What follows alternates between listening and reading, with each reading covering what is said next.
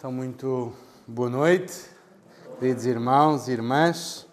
Vamos então olhar para Jó, capítulo 18 e 19. Vamos ver hoje o discurso de Bildade e a resposta de Jó. Vamos então ler estes dois capítulos. Eu pedi à Patrícia há um PowerPointzinho para irmos acompanhando.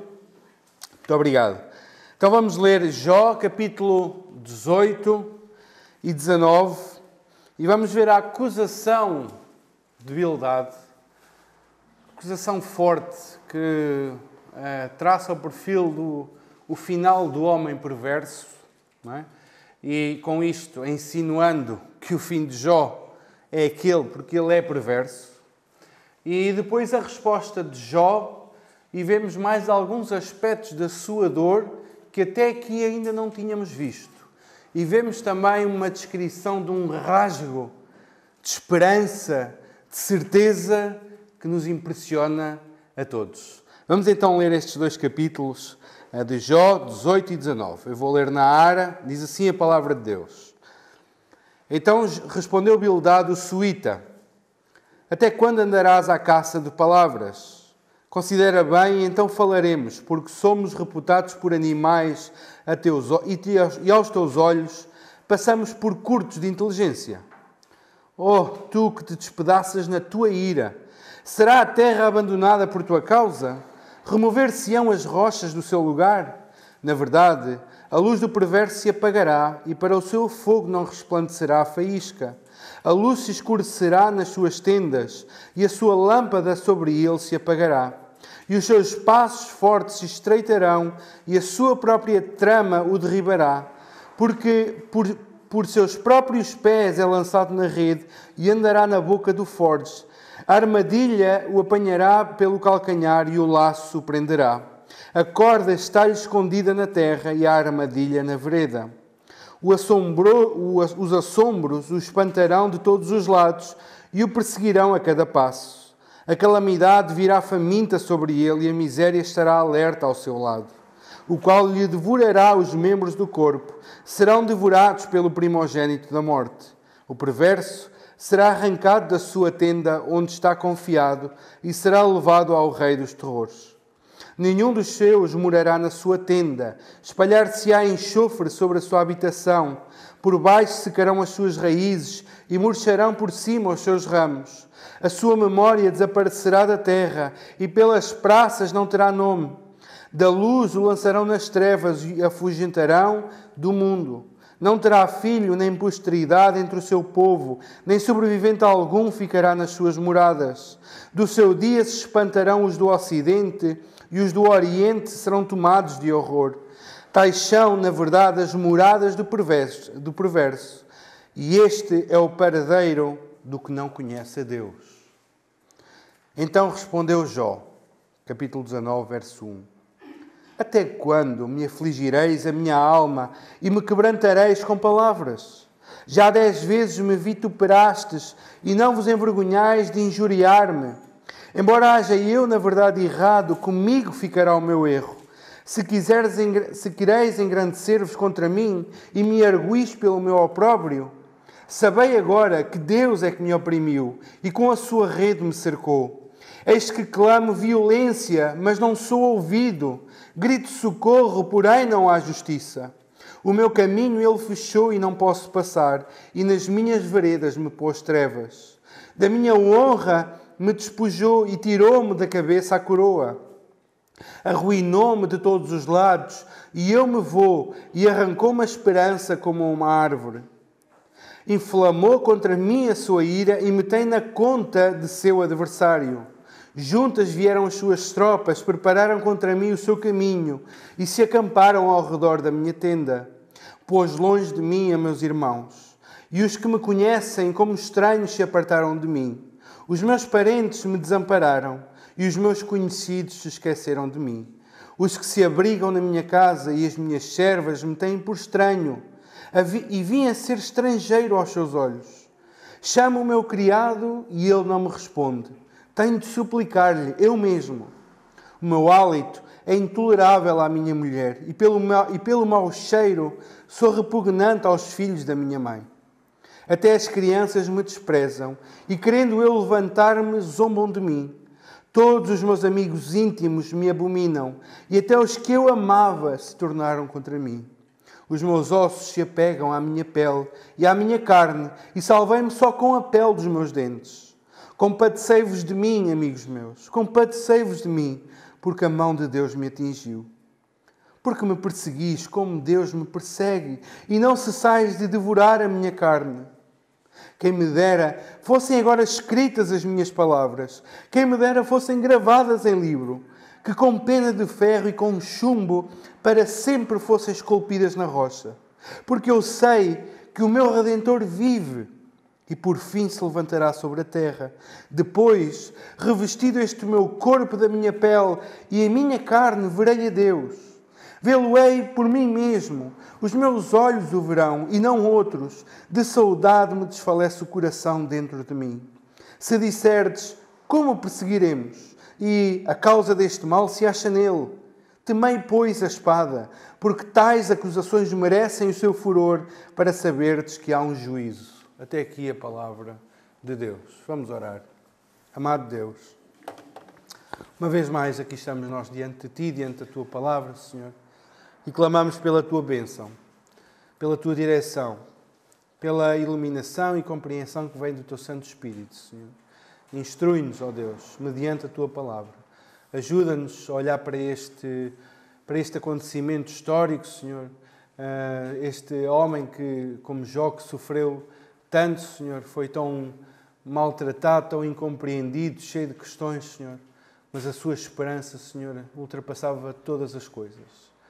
Ó Deus, ajuda-nos a aprender com homens assim, que, apesar, Senhor, de toda a circunstância ser má, de todo o momento ser mau, do dia ser o mais negro possível, há uma esperança, Senhor, que brilha como um raio no meio da escuridão. Nós te pedimos, ó Deus, que nos ensines e nos ajudes ao ler a Tua palavra. No nome de Jesus nós te pedimos. Amém. Amém. Então vamos olhar para 2 capítulos, uma acusação e uma defesa.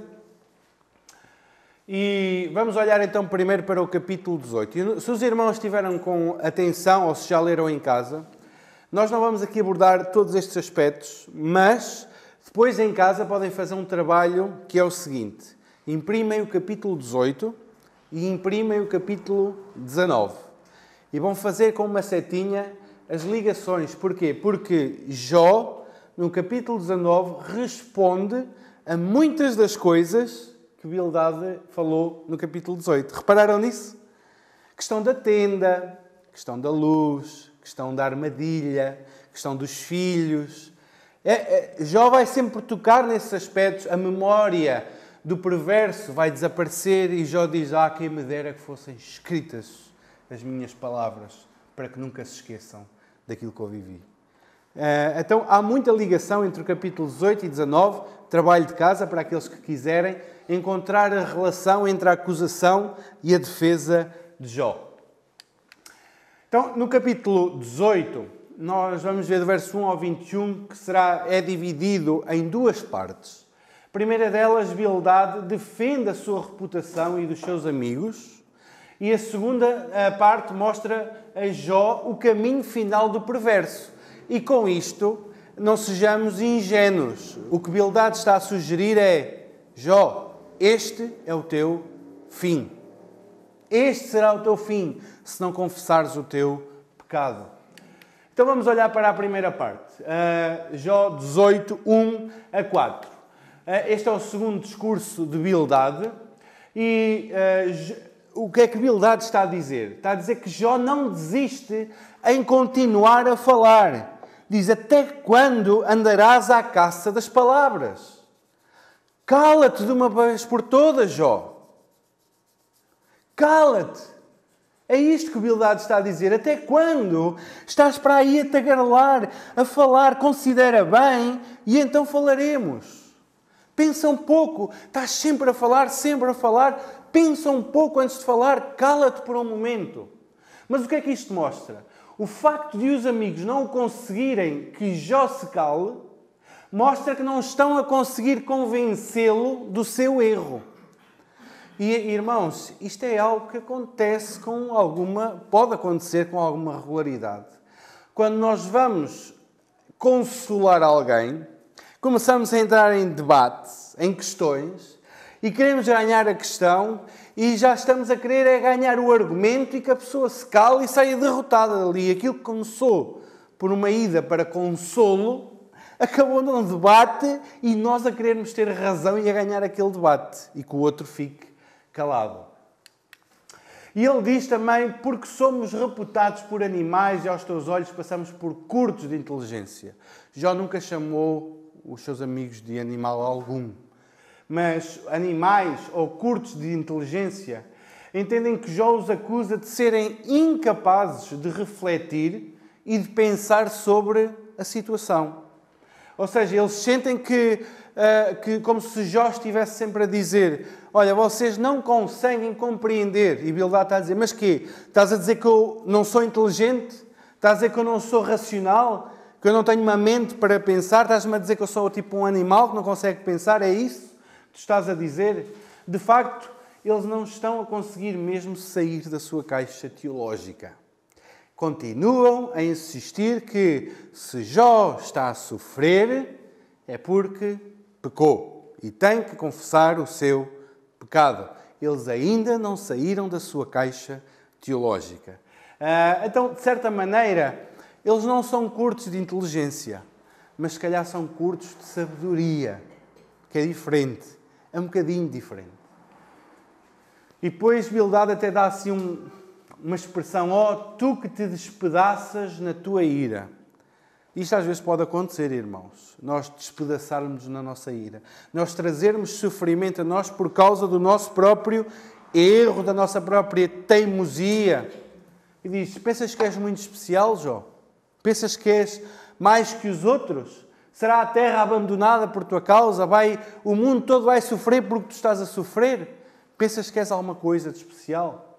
Então, Bildad, no segundo discurso, do 5 ao 21, ele vai mostrar qual é o final do perverso. E ele quer acusar Jó de que, se ele não se arrepender, este é o final de Jó. Então vamos olhar por blocos, porque há vários blocos aqui, e o primeiro deles é qual é o final do perverso. É sempre com esta pergunta em mente. Primeiro, apaga-se a sua luz. Reparem nos versículos do 5 até ao 6. Diz assim, reparem quantas vezes aparece a palavra luz. Na verdade, a luz do perverso se apagará e para o seu fogo não resplandecerá a faísca. A luz se escurecerá nas suas tendas e a sua lâmpada sobre ele se apagará. Luz é sinal de quê? Vida. Vida. Luz é sinal de vida. Mas qual é o final do perverso? Sem vida. A sua luz apaga-se. A sua luz desaparece para todo sempre. O segundo final do perverso é que ele cai na sua própria armadilha. Reparem do 7 ao 10. Que palavras estão aqui? Os seus passos fortes se estreitarão. Ou a trama o derribará. Porque pelos seus próprios pés é lançado na rede. Andará na boca do forge, a armadilha o apanhará, o laço o prenderá, a corda está-lhe escondida na terra e a armadilha na vereda. O discurso é sempre, ele vai cair na sua própria armadilha. Este é o fim do perverso. E temos que concordar que sim. Porquê? Porque o perverso vai acabar os seus dias a pensar que está certo, estando errado. E é o seu conceito que o vai levar à perdição.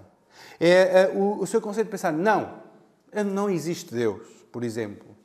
E vive com aquele conceito em si e ele morre na sua própria armadilha.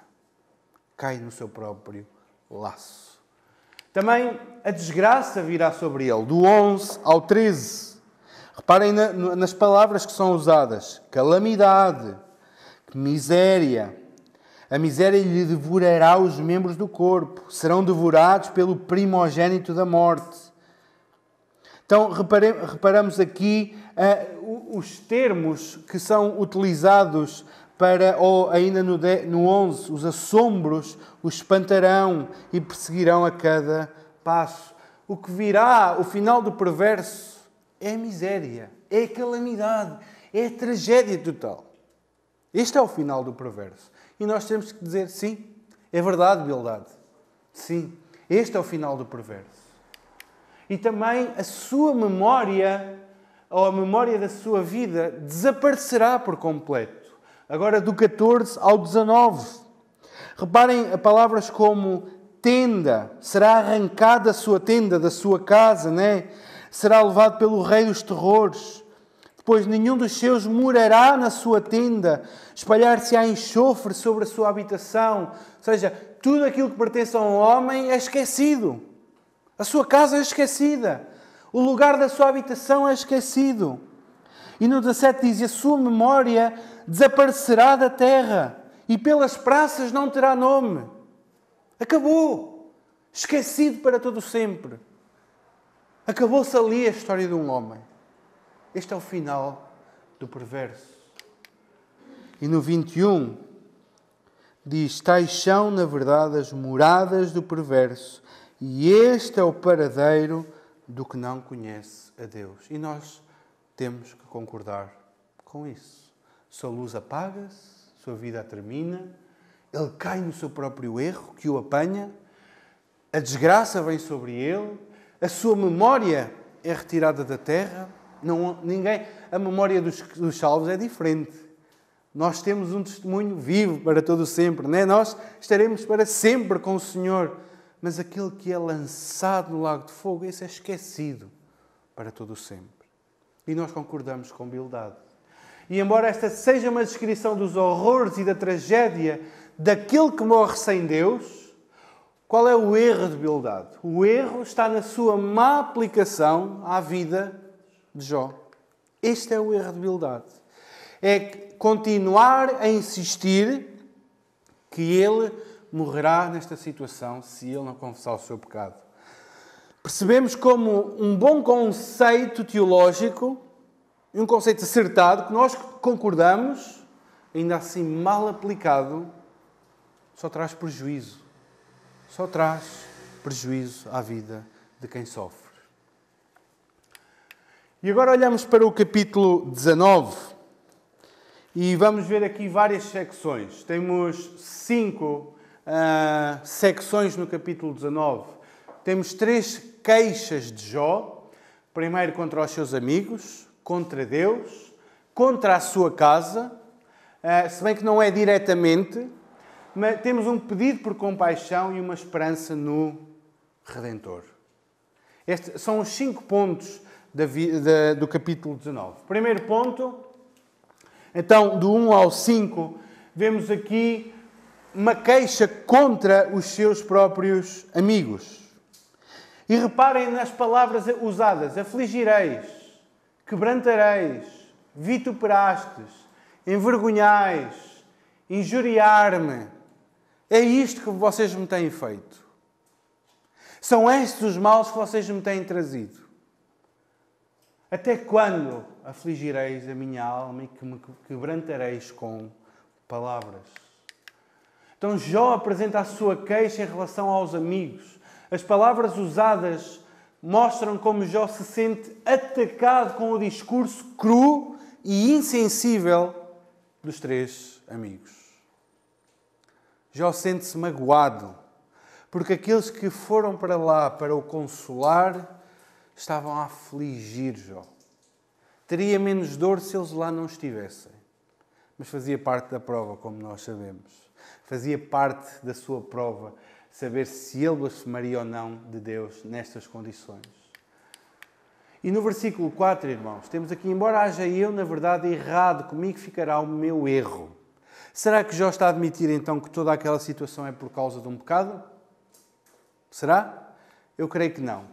Porque Jó não está a reconhecer que um pecado tinha causado toda a situação. Porquê? Porque isso causaria, ou colocaria em causa todo o livro e toda a defesa de Jó. Se Jó estava realmente assim por causa de algum pecado seu, então os primeiros 2 capítulos estavam a mentir, então Deus estava a mentir e o livro não tinha sentido algum. Então eu não creio que Jó está aqui a admitir o pecado, ele está a reconhecer que é pecador. E isto é totalmente diferente, ele já o fez em outras circunstâncias. Não está a dizer, olha, eu sei que errei e por isso é que estou a sofrer assim. Não é isso. Eu sei que erro. Eu sei que erro.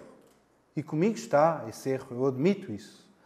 Agora, não está a dizer é que foi por causa de algum erro que ele está naquela situação. E ele agora apresenta então a sua queixa diante de Deus. E vamos ver aqui algumas coisas. Do 6 ao 12. Primeira delas, ele diz, como já vimos no capítulo anterior, Deus o oprimiu. É assim que ele sente. E em parte é verdade. A causa do sofrimento de Jó, a causa última, foi o próprio Deus. Foi Deus que o quis colocar naquela situação, que o quis provar. Ele reconhece isso.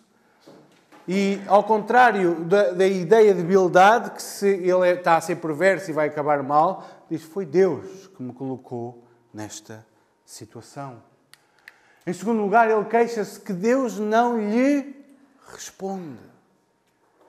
Também fazia parte do texto de Jó.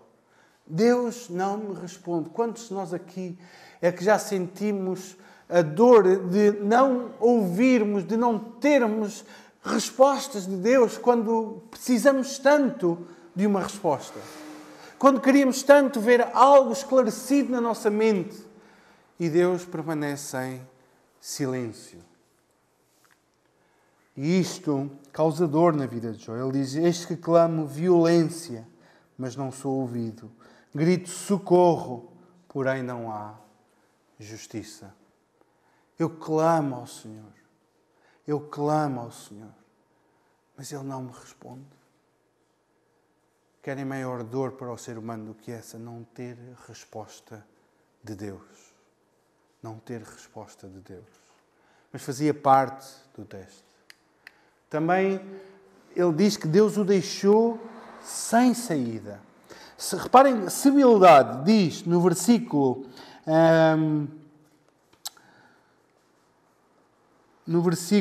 7, os seus passos fortes estreitarão e a sua própria trama o derribará. Jó responde no versículo 8 a dizer, o meu caminho ele fechou. O meu caminho, ele deixou-me sem saída alguma. Ele cercou-me de todos os lados e eu não posso sair desta situação. Ele deixou-me sem saída. Mas mais, Ele tirou-me a minha honra, no verso 9. Da minha honra me despojou e tirou-me da cabeça a coroa. Alguns veem aqui a indicação de que Jó exercia uma função tipo juiz na sua localidade. Mas isto pode ser especular e pode ser só uma figura de linguagem para dizer ele despojou-me. Eu era um homem honrado, um homem respeitado na sociedade, um homem com um bom testemunho que as pessoas tinham em conta e ele fez-me desprezado, o mais indigno da minha sociedade, da minha comunidade. Ele arruinou a sua vida tirando-lhe a esperança. Reparem, irmãos, no capítulo 17, ele diz assim, no versículo 13 ou 15, onde está, pois, a minha esperança? Sim, a minha esperança, quem a poderá ver? E ele agora diz, ele próprio tirou-me a esperança. E é incrível perceber como este homem diz, Deus tirou-me a esperança, mas eu continuo com esperança. Eu tenho esperança. Apesar de todas as coisas que Ele me tem feito, é para me tirar a esperança, eu continuo com esperança. Eu continuo agarrado àquele que me pode salvar. E trata-o como adversário, verso 11 e 12. Diz, juntas vieram as suas tropas, preparam contra mim o seu caminho e se acamparam ao redor da minha tenda. Pôs longe de mim, só até aqui. Então, Jó tem-se queixado e queixou-se neste capítulo de como Deus o tem tratado. Oprimido, não responde, deixou-o sem saída, desonrou, tirou-lhe a honra, arruinou a sua vida tirando-lhe a esperança, tem tratado Jó como adversário. E é isto que Jó tem sentido da parte de Deus. É este o trato que Jó tem sentido da parte de Deus.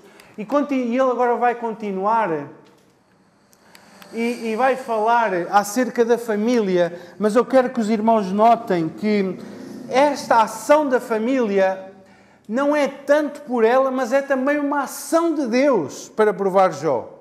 Reparem o que é que diz no verso 13. A primeira palavra. Pôs. Quem?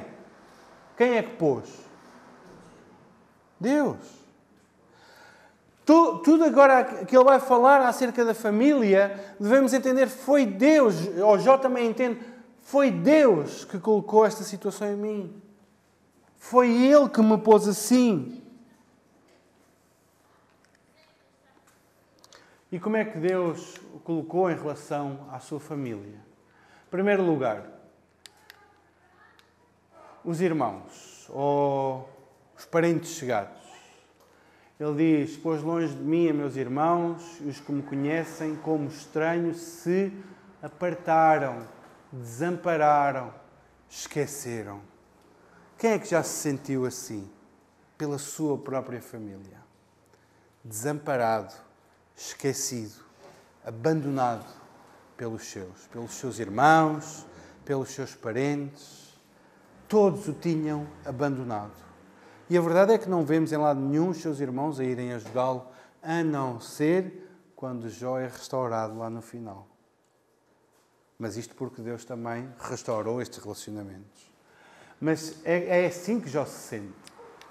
Jó sente-se abandonado até pelos da sua casa. Reparem nas palavras aqui, olha, as servas, os servos, como é que aqueles que dependeram sempre de Jó, aqueles que serviram sempre Jó, e certamente sendo um Jó um homem justo, reto, íntegro, que se desvia do mal, não era alguém que maltratava os seus servos, mas tratava-os bem, com respeito, com zelo. Um homem que sempre lhes deu tudo, certamente. E agora que o homem estava no fosso, os seus servos tratam-no como estranho, estrangeiro, e chamo o meu criado e ele já nem sequer me responde. E agora vem uma parte também muito triste. Todos os meus amigos íntimos me abominam. Jó era um homem com amigos e até os seus amigos o desprezavam. E até os que eu amava se tornaram contra mim. Já viram um homem abandonado por todos? Esquecido por todos, desprezado por todos, zombado por todos. Já se sentiram assim alguma vez? Eu não creio que nós encontramos sempre, ou temos encontrado sempre alívio num ou outro parente, amigo, conhecido, familiar. Temos encontrado sempre alento para as nossas vidas. No entanto, Jó passou pela prova mais dura, que foi ser literalmente abandonado por todos. Por todos. Apesar destes relacionamentos serem restaurados no final, agora faz parte da prova passar pelo abandono e pela rejeição dos seus. Vamos ler só 42:11 e depois vou ter que andar mais rápido. 42:11 diz assim: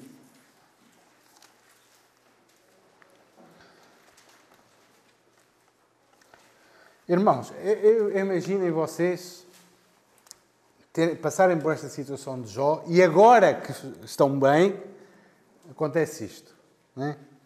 Então vieram a ele todos os seus irmãos e todas as suas irmãs e todos quantos dantes o conheceram e comeram com ele em sua casa e se condoeram dele e o consolaram de todo o mal que o Senhor lhe havia enviado. Cada um lhe deu dinheiro e um anel de ouro. Aí agora, é claro que eles contribuíram para a riqueza de Jó, como é lógico.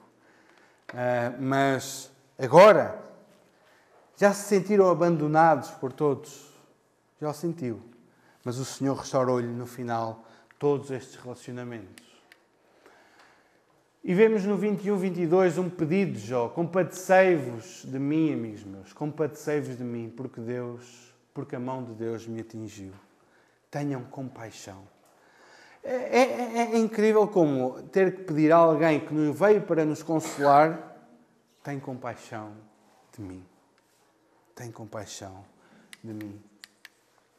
Então, depois de tanto tempo de sofrimento, de sentir a dureza do discurso dos amigos, Jó pede por compaixão.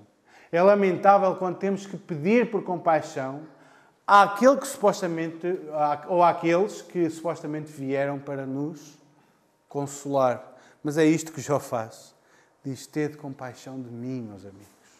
O Senhor tem-me afligido, tem-me oprimido. Atentem para a minha situação.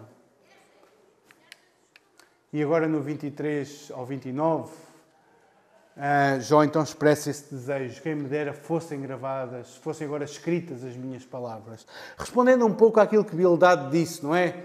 O perverso é esquecido. E Jó diz, pressentindo a morte, ele diz: olha, quem me dera que tudo fosse gravado. Que aquilo que eu disse e que vou dizer seja gravado, para que não caia no esquecimento. Para que não caia no esquecimento. E sabemos que foi gravado, temos aqui estas palavras. Perspectivando a morte sem que seja justificado, Jó não quer que as suas palavras caiam no esquecimento, conforme insinuou Bildade. Ele quer que gravem as palavras para mais tarde recordarem. Não é? Gravem as palavras para mais tarde recordarem. Porquê? E agora vai entrar a nossa grande expressão do 25 ao 27.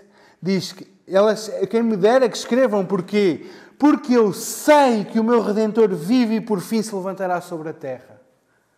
Eu quero que escrevam bem aquilo que me aconteceu e aquilo que eu estou a dizer, porque eu sei que, ainda que morrendo, o meu Redentor está vivo. Aquele que me há de redimir está vivo. A minha esperança não termina nesta terra. A minha esperança vai além desta vida e da morte. Eu sei que o meu Redentor vive. E sabem, o Redentor, para as irmãs que estudaram Ruth, é o Goel, não é? Esta expressão hebraica, Goel, é o Redentor, é o remidor, o parente remidor. Que é, no caso de Ruth, ou resgatador, que no caso de Ruth é Boaz, que é de onde vem a linhagem do nosso parente remidor, de Jesus Cristo. Mas Jó tem esta noção de que o seu Redentor vive. E mais do que isso, ele sabe que, ainda que morra, ele expressa aqui uma certeza, ou pelo menos um conceito de ressurreição. Ele diz assim: depois, revestido este meu corpo da minha pele, em minha carne, verei a Deus. E eu saliento aqui 3 vezes, é muito enfático nesta questão. Eu sei que no final eu verei a Deus. Verei a Deus. Vê-lo-ei por mim mesmo. Os meus olhos o verão e não outros. Ainda que eu morra, ainda que eu seja consumido pela morte, o meu Redentor está vivo. E por fim, este meu corpo, eu mesmo no meu próprio corpo, verei a Deus. Que esperança, irmãos. Que esperança. Ele diz: de saudade me desfalece o coração dentro de mim. É uma expressão, sentir saudade de uma coisa que ainda não aconteceu. Mas os irmãos percebem, não é? Sentir é um desejo tão intenso, não é? Que a gente já sente saudade de uma coisa que ainda não veio a acontecer. Por isso é que Jó queria: gravem estas minhas palavras. Eu posso morrer. Posso ser considerado um perverso. Posso morrer e as pessoas pensarem que eu tinha pecado. Mas eu sei uma coisa: o meu Redentor está vivo. Ele vai se levantar. E eu mesmo me levantarei. E eu verei a Deus. Apesar da revelação sobre a ressurreição não ser um assunto trabalhado com profundidade no Antigo Testamento, porque não é, Não temos muito ensino acerca da ressurreição no Antigo Testamento, tirando algumas passagens, como é o caso de Daniel 12, por exemplo, ou estas aqui, mas não há muito ensino no Antigo Testamento acerca de uma ressurreição. O conceito da ressurreição só veio a ser trabalhado e a revelação só veio a ser maior e mais clara no Novo Testamento.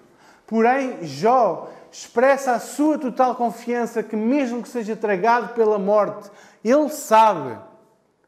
Não é eu acho, não é eu creio que sim, mas não tenho bem certezas. Não é eu penso que sim. É eu sei de certeza absoluta que o meu Redentor está vivo e julgará a minha causa e justificar-me-á. A sua esperança em ver Deus, como eu já disse, no seu próprio corpo é declarada 3 vezes. Esta esperança que não abalava, que deixava Jó ultrapassar ou passar por esta situação. Esta esperança que, ainda que eu morra, nem tudo está perdido. O meu Redentor está vivo e eu, por fim, verei a Deus. Não será esquecido como o perverso de Bildade, mas verei a Deus. Então, irmãos, para concluir, tendo em conta todo o sofrimento a que Jó foi submetido, toda a dor, luto, perdas, abandono, rejeição, críticas infundadas, apesar de todo o choro, de todo o tormento e questionamentos, apesar de tudo, Jó esperava pela justiça que viria do seu Redentor. Era esta a esperança de Jó. Era isto que fazia Jó não vacilar e manter-se firme, apesar de todas as coisas. E sabemos que este Redentor é o nosso Senhor Jesus Cristo, o nosso parente remidor, que veio em nosso auxílio para advogar a nossa causa, para fazer a mediação entre nós e Deus. E também vemos que o objeto da esperança de Jó é: eu verei a Deus. Ele não diz: eu verei os meus filhos. Era legítimo. E que alegria seria, e foi quando ele partiu. E que alegria é para todo aquele que parte e encontra os seus filhos na glória também. Mas este não é o desejo mais profundo do coração de Jó. O desejo mais profundo de Jó não é ver os seus filhos, não é as ruas de ouro e os portões de ouro, não é toda essa beleza. O desejo de Jó é: eu no fim verei a Deus. É este o grande desejo do seu coração. Então, meus queridos irmãos, para terminar, eu quero trazer uma única aplicação que nós tiramos do todo desta passagem, que é a importância da doutrina para o dia-a-dia. Nós pensamos: como assim? O que é que isto tem a ver com Jó? Sabem, quando os momentos de dor, de luta vierem, e eles virão, seguramente, não se iludam, quando a dor vier, quando a tormenta vier, quando o mal acontecer na nossa vida, é bom nós sabermos quem Deus é, para nos mantermos seguros e estáveis.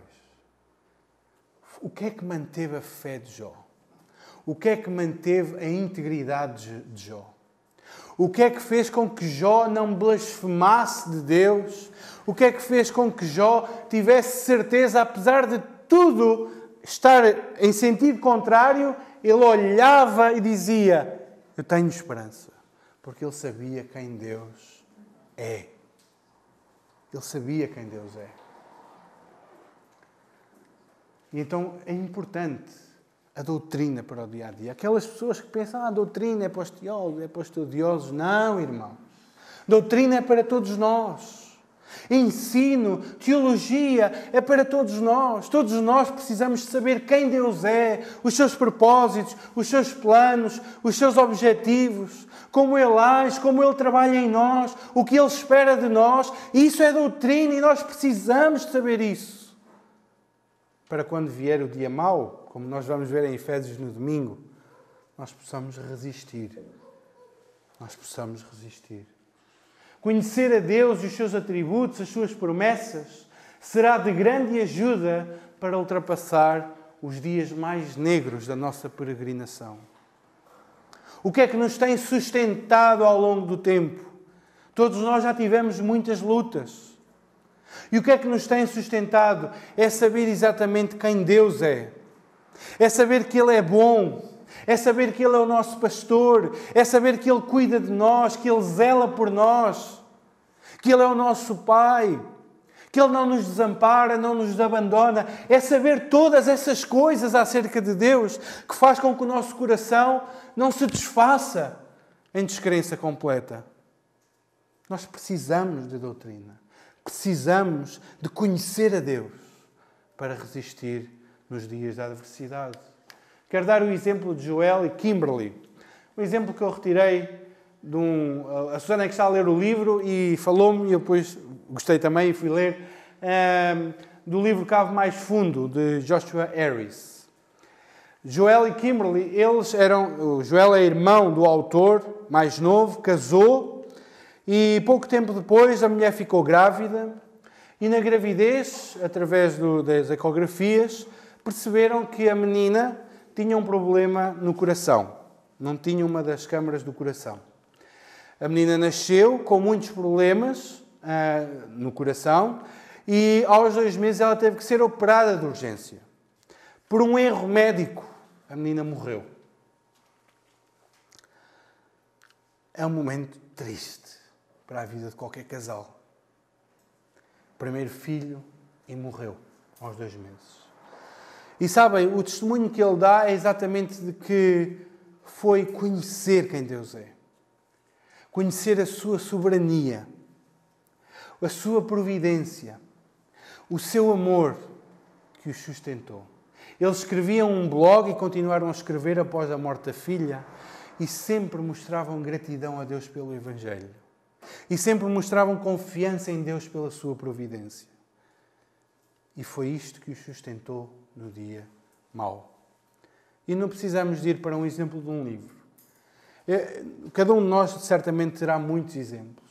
Mas para mim, as condições em que o Tiago já esteve, o que me fez muitas vezes não derrocar, não sucumbir, foi dizer a mim mesmo: Deus é bom e Deus é perfeito em tudo o que faço.